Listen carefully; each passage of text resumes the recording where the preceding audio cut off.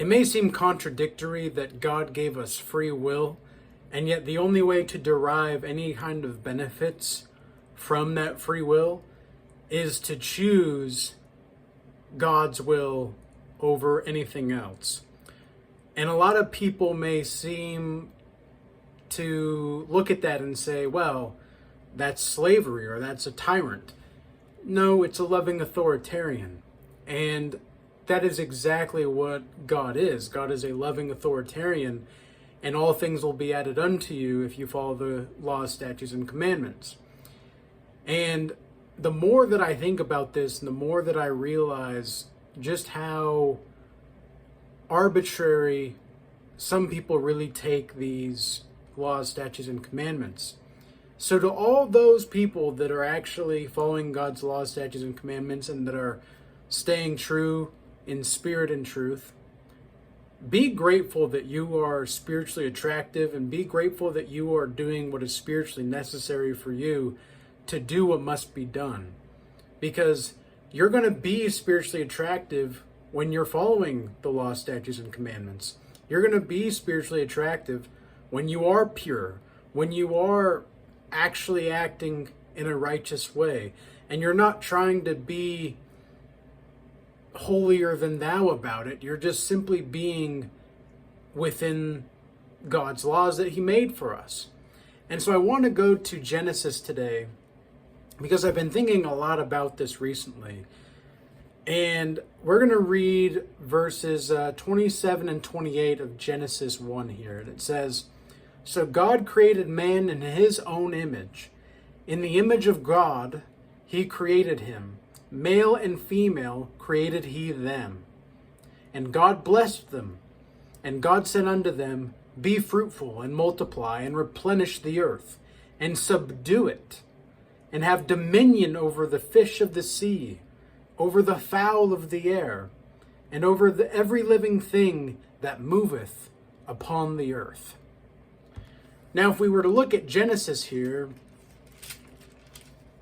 in the beginning, so now that we understand what man is made for, we are made to subdue the earth. We are made as mankind.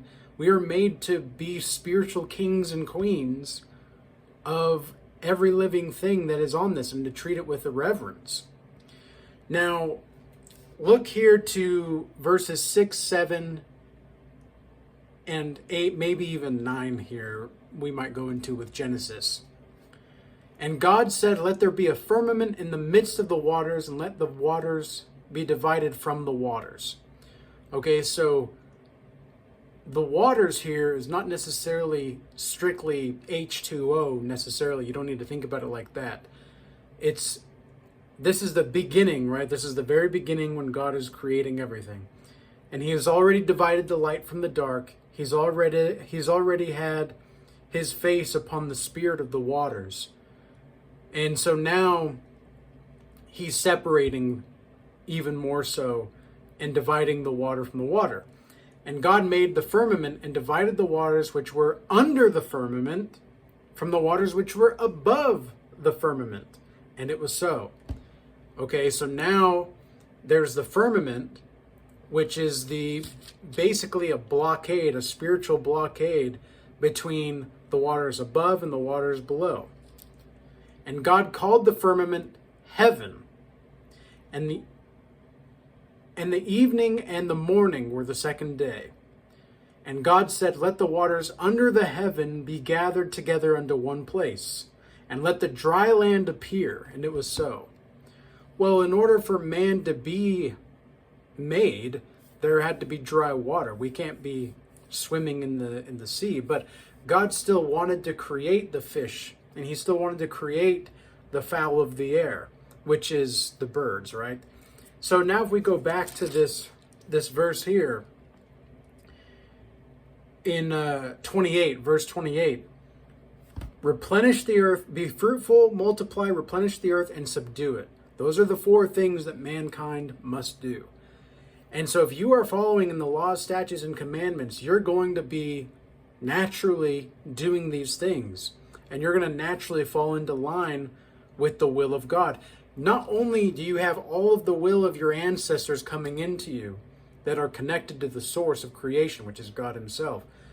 You have all of them plus God if you are acting properly. And this is why people are going to be finding you almost irresistible spiritually in some ways.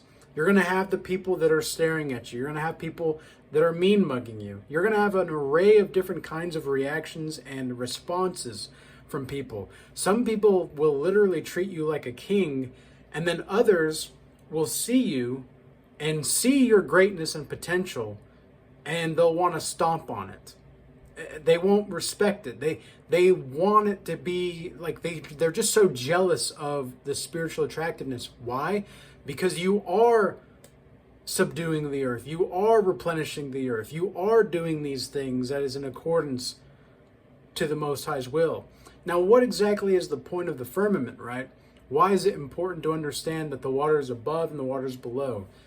Okay, well, we have to understand that before all of this physical stuff was here, the world was highly, highly spiritual only.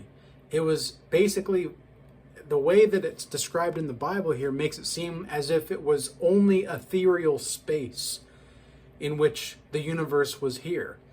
But it was through the creation and the dividing and all of these things that God had to do because of the fall of the angels. Because when what was it, like 1/3 of the angels fell, and that's why 2/3 of mankind is going to be going to hell, and 2/3 of the angels didn't fall, and that's why 1/3 of man is going to go to heaven.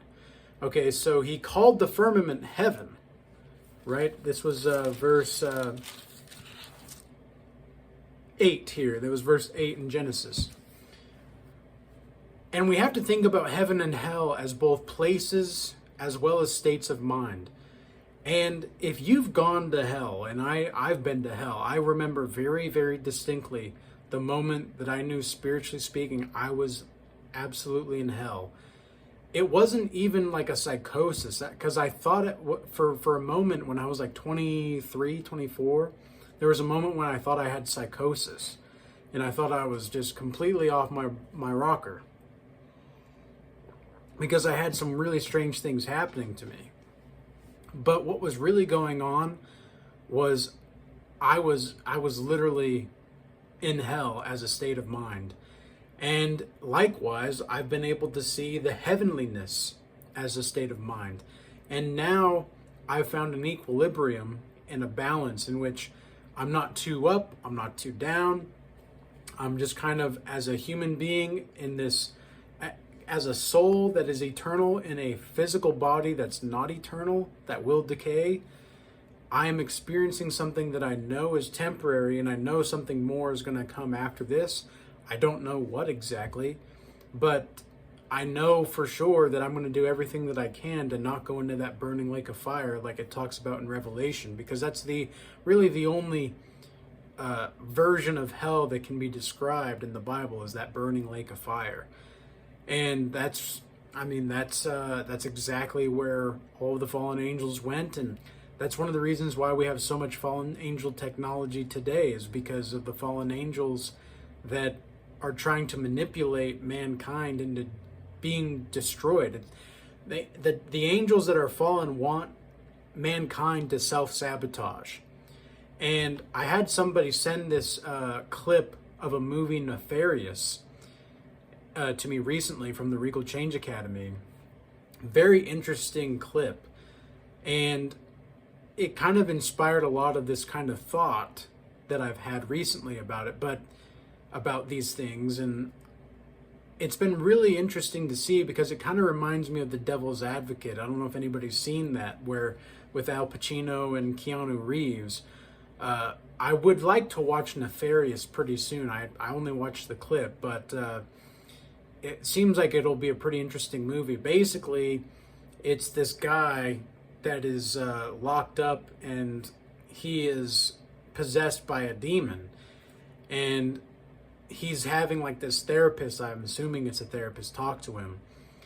I don't know too much about the story other than that, but the clip that I was sent by this individual was basically talking about how God, because there's a creator, the demons and the devil himself want to destroy what God loves. That was the wording. And that's exactly why you need to be grateful that you are in the truth and the spirit, because 2/3 of mankind do not have eyes to see and ears to hear, even if they think they do.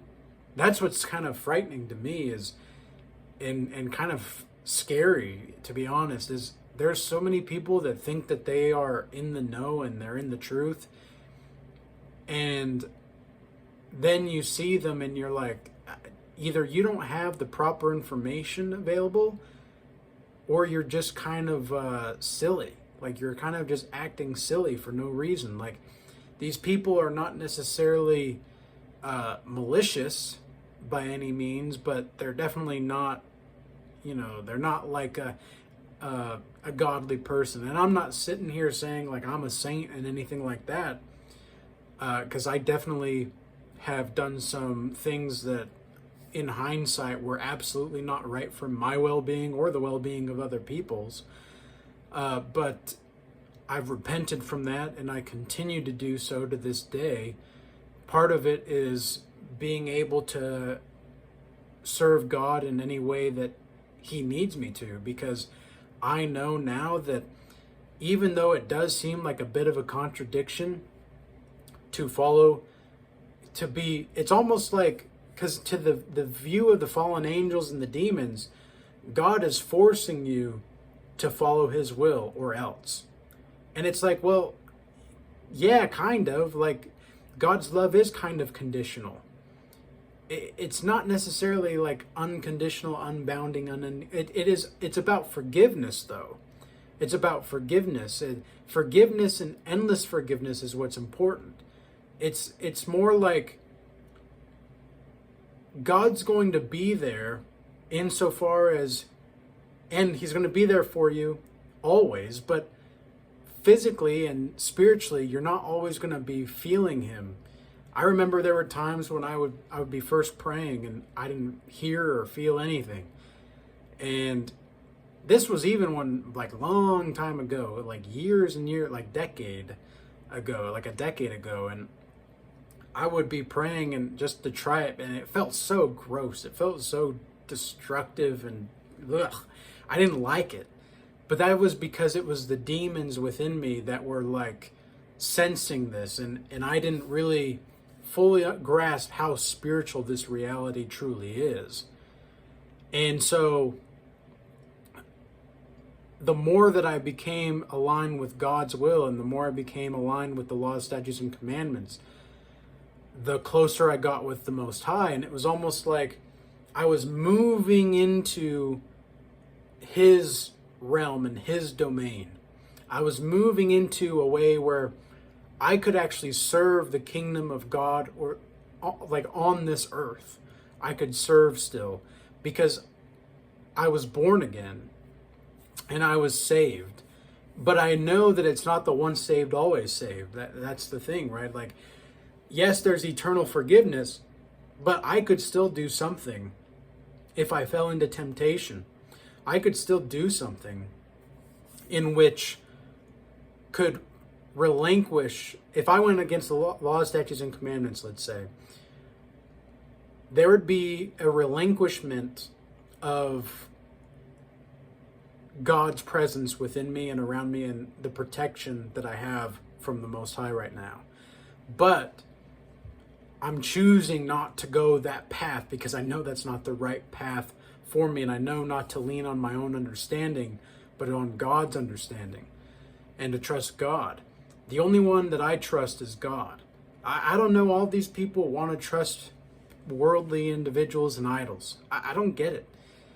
Like, I had a conversation with somebody today, an older gentleman, and this was, again, like, he seemed like he was awake, definitely awakened to the spiritual realities of life, but yet he still put his faith, his most faith, he put in the worldly people.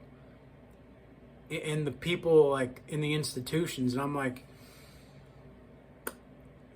you don't get it then. Like, I don't think you get it. And the reason why is because John 4:24, it says, those that truly worship God worship in spirit and truth. Okay, you can claim to believe in Jesus Christ. You can claim to follow the law, statutes, and commandments, but if you don't actually do, then you're not worshiping in spirit and truth. You're literally holding a contradiction in your mind in which you are, how do I say this properly? You are openly having a contradiction in which states one way and another. It's a juxtaposition of ideas. It's a juxtaposition of being. And he who is juxtaposed in his being, I was trying to think of the proper way to say that. Juxtaposed? It's not the right word. Juxtaposed in his being is lukewarm. And you're going to be on the other side when you die, and Jesus is going to say, I never knew you, depart from me. Now, I'm doing everything that I can. That is like my biggest fear, is to get on the other side and for God to say, depart from me, I never knew you. Hello? Like, that would be shocking, and I mean, you'd be going to hell. But we have to realize just how many people are not waking up truthfully. Like, they're not fully waking. They're awakened, but they're not in the truth. They're not walking in the truth. And as somebody that is spiritually attractive, you better be grateful that you are walking in the truth. I know I am. I'm very grateful I'm walking in the truth. I am very, very grateful that I don't have to abide by the worldly laws necessarily. And it's not like I don't follow the laws or whatever. It's like, I'm just saying that I put God's laws, his statutes and commandments above everything else. I put all of my trust into God before I trust anything else or anyone else. That's just how I roll. That's just the way that I am. And a lot of people I know are in agreement with me and can empathize or can understand or even just relate to what I'm saying because they've experienced this. And so I'm not going to sit up here and say that I'm a prophet, or I'm not going to sit up here and try to change your mind. But what I am going to say is that you do you, but on the other side, we're going to find out who's who. You got it? So with all that being said, if you do want to join the Regal Change Academy, where there is a godly community, everybody in this community is fantastic. I am just so proud to see everybody growing at the way that they are and training their minds, bodies, and souls to another level, unprecedented.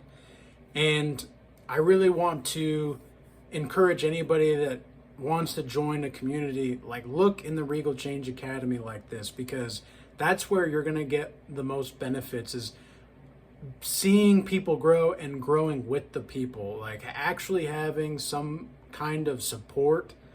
Like, I know that years ago, I wish I had a community like this. So it's really cool to see and build something like that. There is also the free Discord available, and you can check that out. Both of those in the link in the description box below.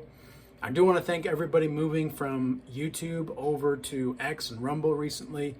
And with all that being said, peace be with you all. Till next time.